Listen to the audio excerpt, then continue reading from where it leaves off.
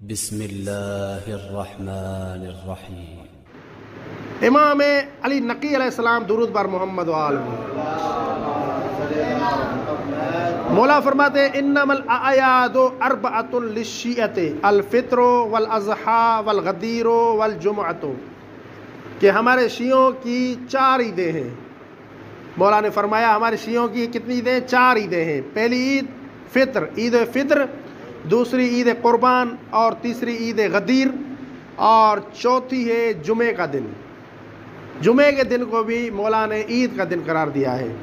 عید فطر الحمدللہ آج ہے، اور یکم شوال کے دن پوری امت مسلمہ مناتی ہے۔ اور عید اضحیٰ یا عید قربان آپ جانتے ہیں کہ ہم مناتے ہیں الحمدللہ حضرت ابراہیم علیہ السلام کی سنت پر عمل کرتے ہوئے قربانیاں پیش کرتے ہیں۔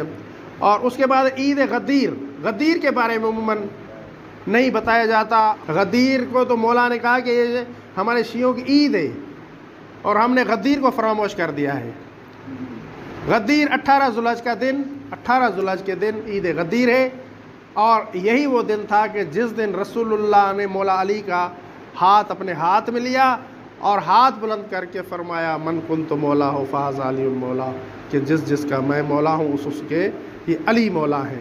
18 ذوالحج کا دن عید غدیر ہے، اس لیے کم از کم مختصر پروگرام ضرور کرنا چاہیے۔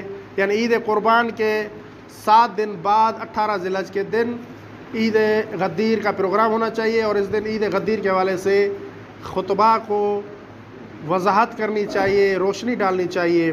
مولا نے فرمایا کہ انما الاعیاد اربعۃ للشیعۃ، شیعوں کی 4 عیدیں ہیں، ان میں سے ایک عید شیعوں کی ہے، وہ ہے عید غدیر، کہ جس دن رسول اللہ نے مولا علی کو مولا کا لقب دیا۔